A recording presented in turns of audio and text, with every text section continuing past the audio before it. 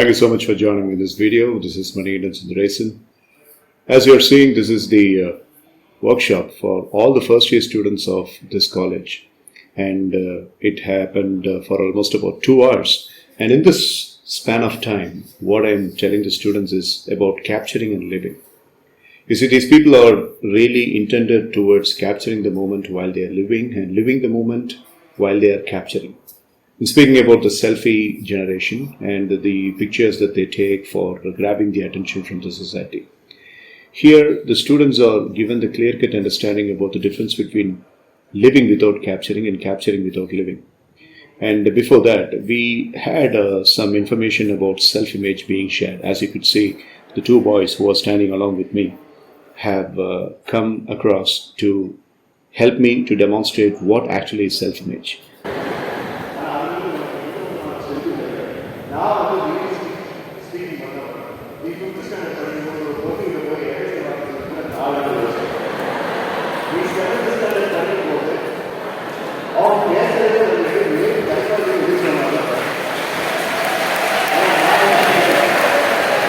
The person who is standing in the middle is actually the self-image person, and me acting as the ID and the other person acting as a superego, where you will have to listen to the superego when there is a troublesome situation and you are not supposed to listen to the ID.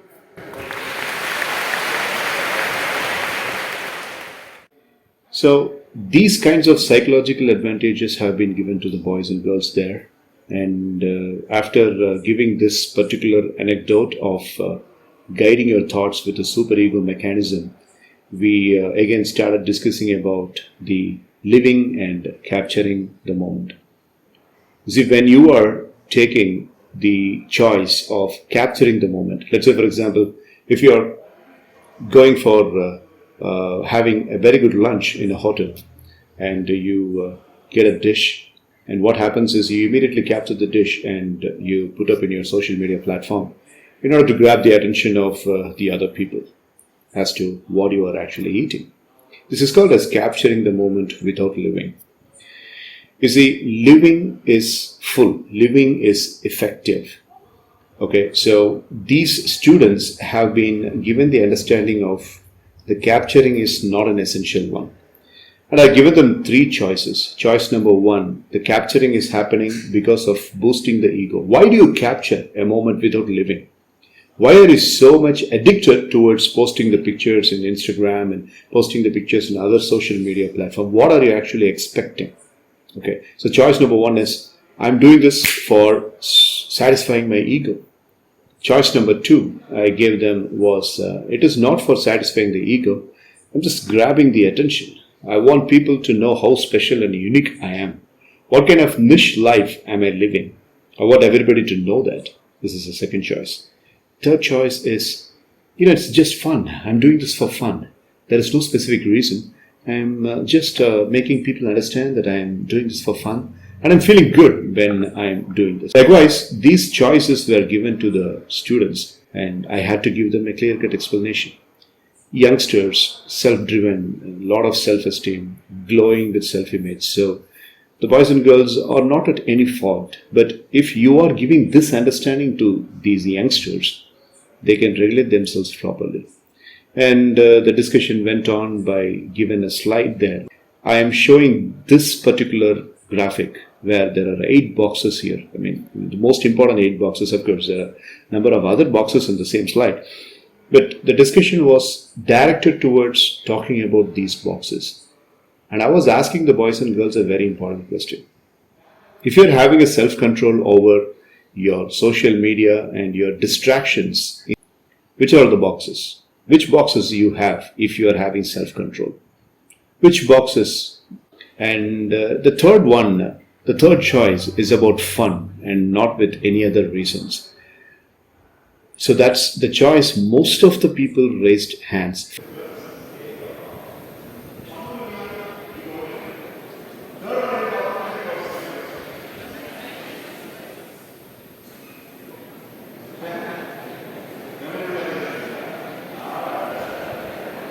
as you could see. Almost about 75% of the people have raised their hands for that. I'm just doing it for fun and I don't have any other intention. It's not about ego. It's not about, satisfying any of my desires. I'm just doing it for fun and there is no strings attached.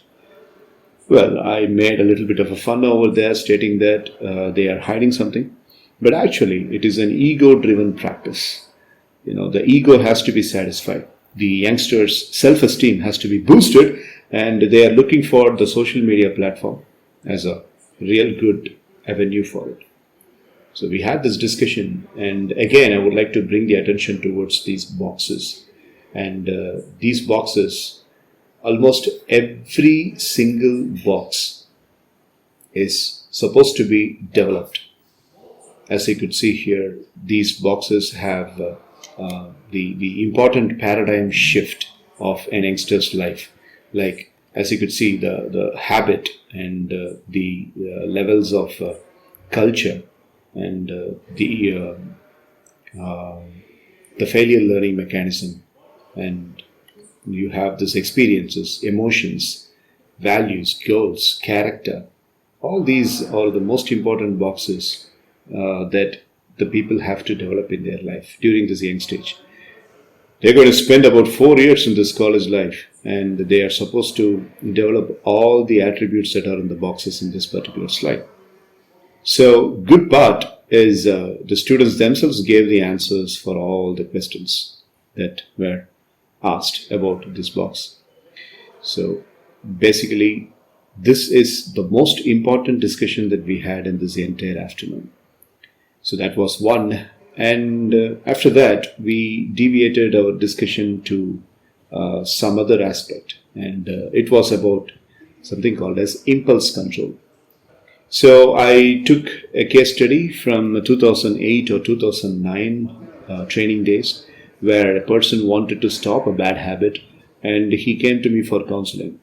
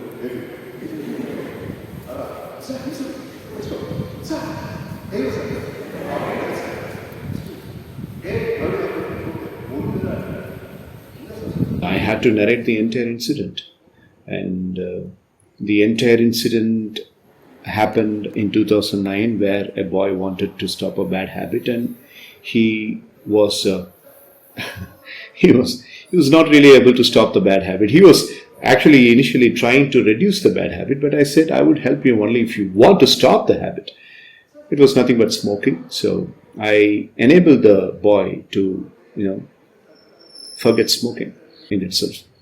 So I was narrating the entire incident in order to make these youngsters understand what is actually impulse control. Impulse control is a matrix. Thank you for joining me in this video. I'm not going to take a long time. I'm going to speak about impulse control. If a particular task is not important, not urgent, then it obviously comes in the last section of the time management matrix.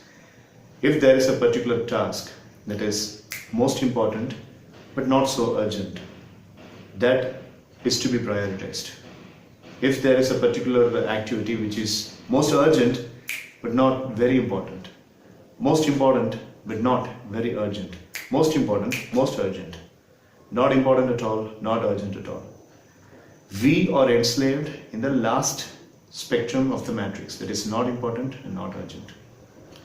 and we do plenty of things that are not important to us at that moment of time and not urgent stuff at that moment of time. So the ability to discriminate between not urgent and not important. There are some activities which are not important and not urgent, and they come and they capture our neck. That's where we need a lot of impulse control. That's where we need a lot of self-control. So at that point of time, I want you to think that, okay, fine, so this is not important. If your mind comes up with an activity, please try to put that activity in any of these matrices. Most important, most urgent, 1. Most important but less urgent, 2. Most urgent but less important, 3. Not important, not urgent, 4. Impulse control is completely needed in this 4th section, where not important and not urgent activities are there, and you need to think, what is the benefit I'm going to get by doing this activity? It's tough asking this question at that moment, I agree, but if you really want the improvement so badly, you can do this. What am I going to do? How am I going to get benefited because of this task? So let me postpone it. Not now, let me postpone it to the evening. Not now, let me postpone it to the night. And again, redo the same thing when the night comes, when the evening comes, when the time to which you have postponed to, if that time comes, you have to redo it. So if you do that, then that's the first level of impulse control. Okay, so whether it is urgent or important, and most of the youngsters, gave their own perception, and they were taking the snapshot of this entire picture. And as you could see, this particular set of boxes are different from the previous boxes. Here I deliberately wanted some of the boys and girls to give me what they thought about. Like, for example, here, as you could see, I want this youngster, and the understanding is the youngsters should rank according to the priorities.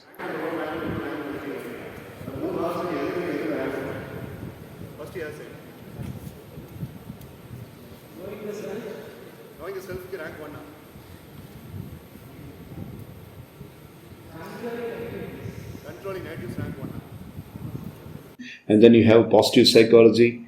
And when you have positive psychology, the negatives will be conquered.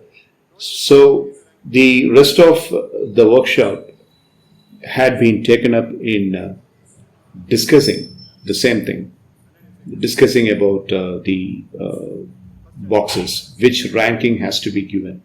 So every single discussion, every single response that was given by the other students were really commendable.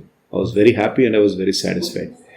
And as time progressed, we came to a proper conclusion about what is purpose, what is ambition, what is goal. So I was giving them a simple paradox that if you would like to complete your purpose in life, you have to develop all the boxes that you're seeing on the slide right now. Pin drop silence in the crowd. Almost 1,051 students were in the attendance, and they had the thirst and hunger to get these concepts, and that's why they were silent. And ultimately, we finished by stating that if you are having all the attributes of these boxes, the life that you are living is called as the fulfilled life.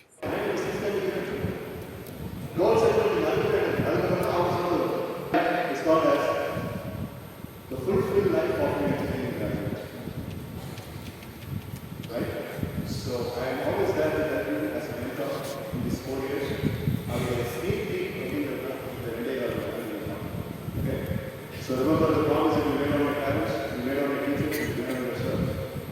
Live your college life with fun, with enjoyment, with learning increasing this, and most importantly, the passion of becoming a domain